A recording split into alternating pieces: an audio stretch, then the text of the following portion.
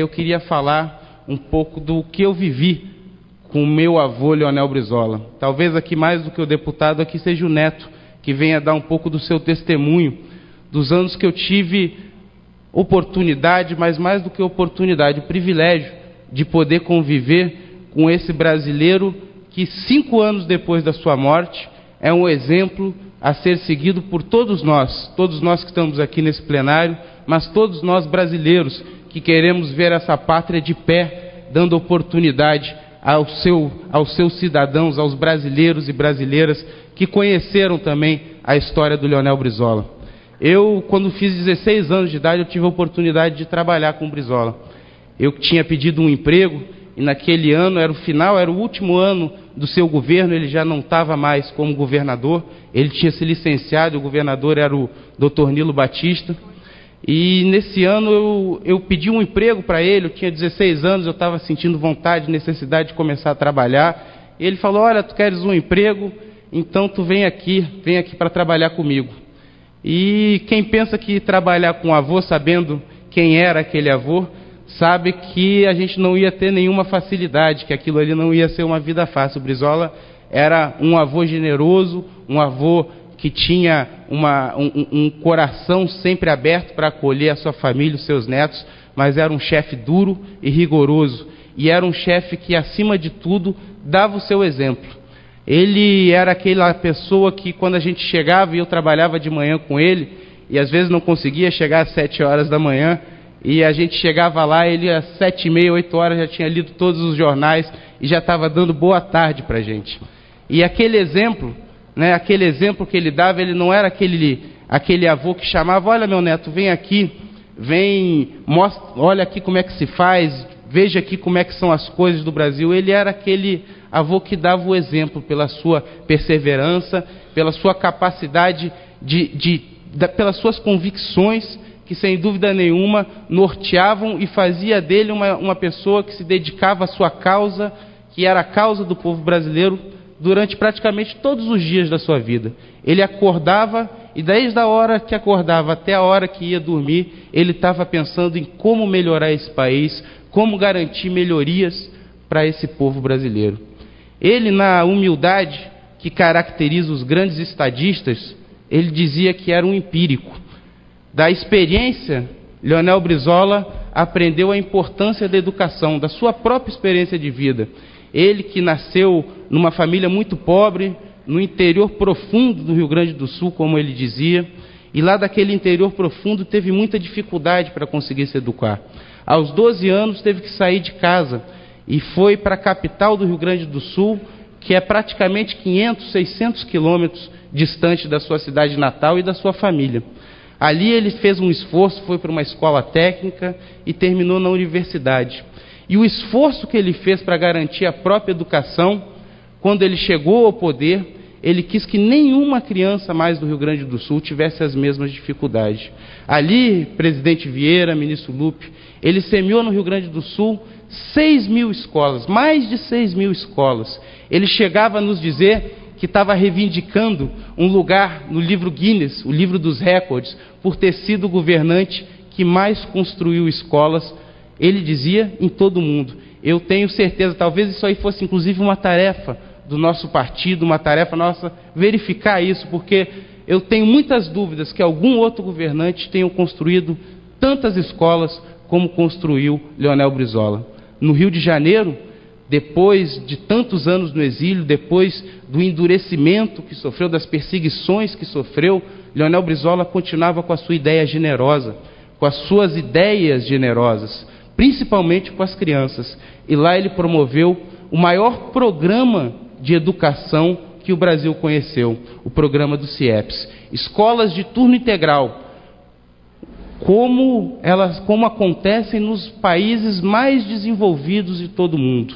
Ali as crianças permaneciam o dia inteiro numa escola pública e com qualidade, onde os pobres e os filhos dos pobres, a partir daquela escola, passavam a ter as mesmas oportunidades que os filhos dos ricos, as mesmas oportunidades de uma formação decente, com qualidade, que dali teriam oportunidade no mercado de trabalho, numa universidade pública, o que infelizmente a gente ainda não vê no nosso Brasil. O sonho de Brizola de ver uma escola pública e de qualidade, uma escola que dê, principalmente aos filhos dos pobres brasileiros, a oportunidade de avançar e construir uma vida digna, esse sonho talvez ainda tenha ficado uma tarefa para que nós consigamos construir. E o que eu queria avaliar é que depois dessas afirmações da humildade do Brizola de se classificar como um empírico, o questionamento que eu trago aqui é por que um líder com ideias tão generosas, um líder que queria ver bem as crianças brasileiras, um líder incansável na luta pelos direitos e garantias do mundo do trabalho, foi tão perseguido, foi tão obstaculado. Alguém, eu diria aqui, o político mais perseguido da história da República Brasileira. A história do Brizola é a história da perseguição de um líder político. Alguém que muito cedo percebeu coisas que talvez sejam a grande razão dessa perseguição. Brizola defendia a educação. Brizola defendia os direitos dos trabalhadores. Agora, Brizola teve uma grande percepção. Brizola percebeu que somente com um país independente, com um país que tivesse soberania nacional, um país que fosse condutor das suas decisões, por um país que garantisse a produção e a economia em benefício do povo brasileiro, ele conseguiria realizar a sua grande obra na educação. Ele conseguiria dar as garantias e os direitos que os trabalhadores brasileiros precisam. A verve, a força, a voz nacionalista de Leonel Brizola talvez seja o grande motivo que tenha o feito o político mais perseguido da história do nosso país. Brizola defendia a autonomia do Estado brasileiro. Brizola percebeu um sistema de espoliação internacional que se apropriavam dos excedentes da economia brasileira através dos conglomerados econômicos e dos países desenvolvidos. Essa riqueza drenada do Brasil para o exterior, que Brizola, com a sua clara evidência, resumiu numa expressão chamada perdas internacionais. Essa denúncia enfática, essa denúncia que sem dúvida nenhuma marcou a sua trajetória, sem dúvida foi o que fez Brizola o político mais perseguido da República Brasileira. O golpe de 64, o golpe no trabalhismo, o golpe no projeto nacional desenvolvimentista de Getúlio Vargas, explica muito da história do Brasil. A interrupção naquele momento de um projeto nacional, autônomo e, acima de tudo, soberano, que era, na verdade, a continuação do projeto do presidente Getúlio Vargas. Está lá o documento escrito com sangue pelo presidente Vargas, que afirma que sem soberania não pode haver desenvolvimento econômico. E o desenvolvimento econômico é a chave para a gente garantir a justiça social. A partir desses princípios, a partir desse documento que para o Brizola era uma própria Bíblia, ali se forjou praticamente toda a doutrina trabalhista. E eu aqui dessa tribuna, eu digo que Brizola não era um empírico. Brizola tinha a percepção dos grandes intelectuais. Brizola era um doutrinador. Brizola era o líder inconteste de um Brasil desenvolvido e soberano. Eu quero aproveitar a oportunidade de estar aqui dividindo com todos vocês que admiraram essa trajetória e lembrar dessas passagens históricas que o deputado Vieira da Cunha tão bem relatou. Que político, hoje em dia, teria a coragem de botar a própria vida e a vida de sua família em risco para defender as suas convicções, para defender a democracia, para defender a causa do povo brasileiro?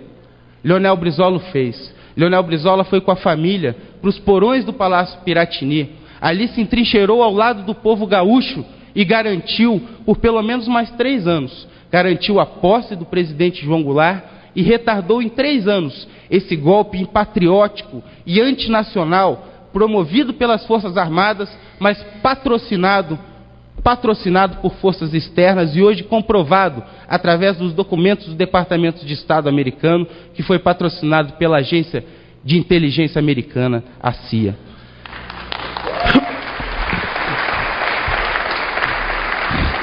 Leonel Brizola não é um político qualquer, não foi um político qualquer. apesar de não ter chegado à presidência da República, será lembrado muito mais do que alguns presidentes, inclusive alguns que ainda insistem em permanecer pelos parlamentos e pelos senados, e que certamente não serão lembrados, senão pelo seu oportunismo. Leonel Brizola, apesar de não ter sido presidente da República, vai ser lembrado como um dos maiores brasileiros da República. Muito obrigado a todos vocês.